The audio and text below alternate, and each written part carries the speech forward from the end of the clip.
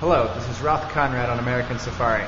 Today I'm in an area of Chicago known as Pilsen at the Casa Altz Community Center with Vanessa Casillas. How you doing today? I'm good.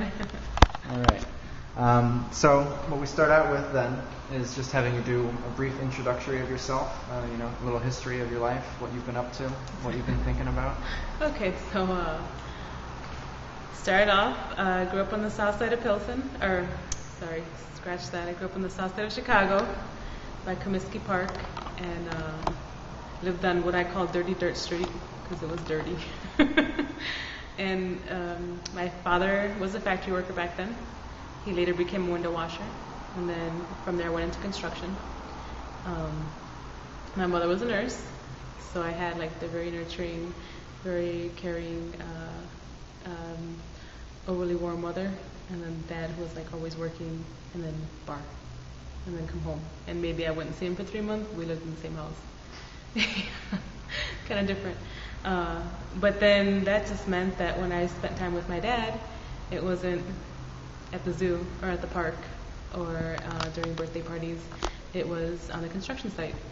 So he would do things like take me and say that we were going to go to the park, and I would end up at work with him on the swing stage.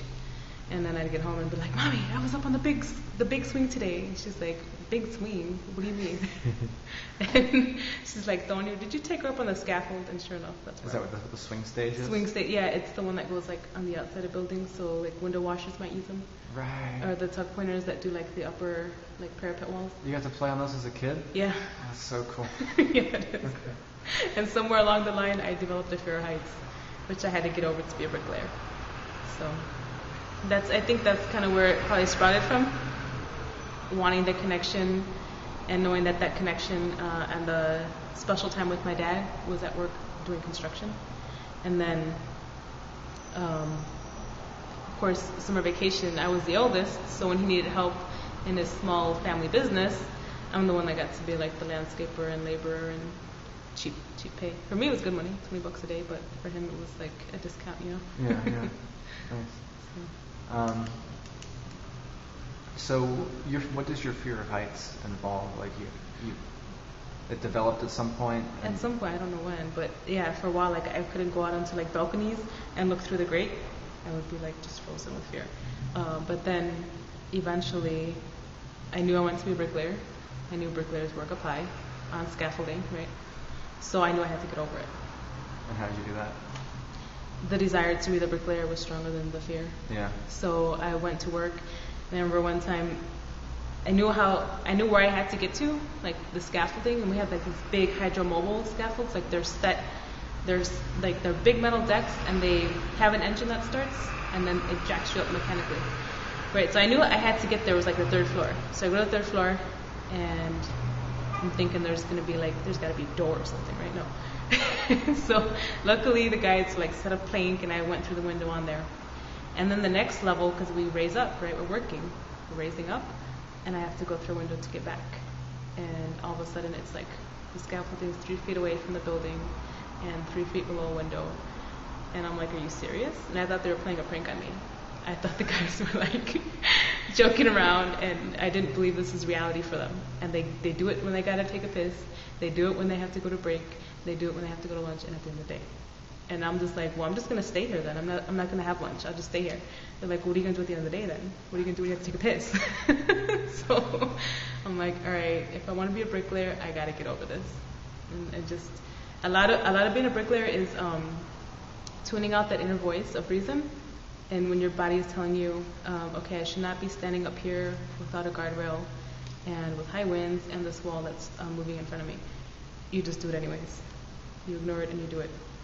And you survive. And you just kind of... How often do injuries happen? For a long time, I went without seeing any injuries. And in this past week, there's been 3 injuries on the job. So, and actually 2 days ago on my dad's birthday, I almost walked off the plank. So that was a near death.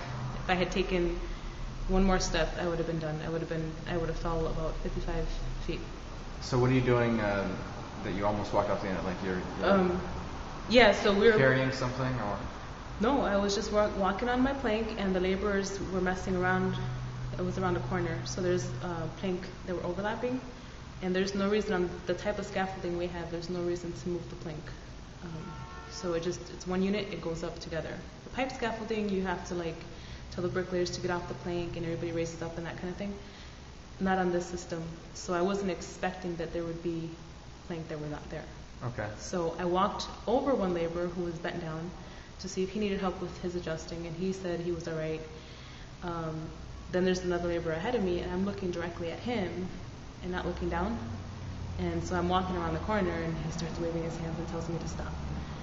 And luckily, I did, but then I was just frozen with fear, you know, because I was that close to taking a step and just walking off the plank. And that would have, I don't know if I would have been back to it after that, you know. Yeah. There was a guy the other day, he's like big old hunter, you know, super sharp knife, and it's like, he tells me my knife can't cut a wet fart, you know. So I'm like, wow, you guys can cut a wet fart. So he was cutting a strap of brick, and he over-aimed or whatever, and sliced his arm wide open. He had to get 5 stitches on the inside muscle and 12 on the outside. And he comes back to us, and you can see like he's been crying. I mean, I'd be bawling if I had to get 5 stitches inside. And when he comes, you know, back to work and everything, I'm like, man, you okay? Yeah, I'm fine. No big deal. I'm like, well, they give you a pain, man. They give you some good stuff. He's like, no, it's just some aspirin. I'm like, bull. My boss just, after that injury happened with the guy who cut himself, he had a seizure. He's prone to seizures. I didn't know that. And he just fell and busted his face. And then a ladder broke on this guy. We call him Bam Bam. He's new to the company. He's kind of like Bam Bam from the Flintstones. With blonde hair and young guy, and he's just like real cumbersome, you know. He's got all this strength that he doesn't know how to harness, and so he just does some klutzy kind of stuff, which is why we call him Bam Bam. But the poor guy, it was no fault to his own. He was climbing down the scaffold to secure it for the bricklayers, and within the first 2 feet of climbing down the ladder, the first 2 feet of the ladder, the leg broke. So he fell 20 feet. He broke his wrist and his elbow. The ladder just broke just like that? Just broke. Oh, that's a rough week. Yeah. That makes you really kind of nervous when it's just the luck of the draw. Who knows when the ladder's going to break? Yeah. Are you still on that job? Yeah. I'll be on there. It's 11.5 million in masonry, so I'll be there. They want to wrap it up by November, but I'm saying it must be till March.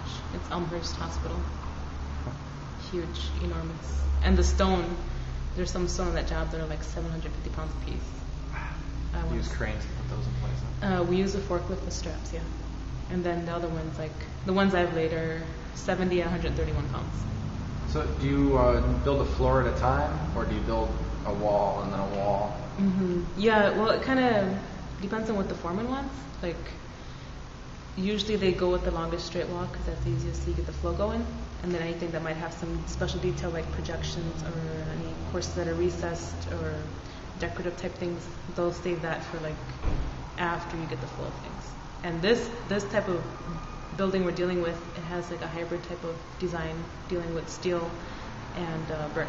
So after every floor, they tie in these angle irons onto the outside of the wall, so then we can it can help support the load of the brick on the building, because we have these anchors that go in and they carry the load. They distribute it into the steel studs. Okay.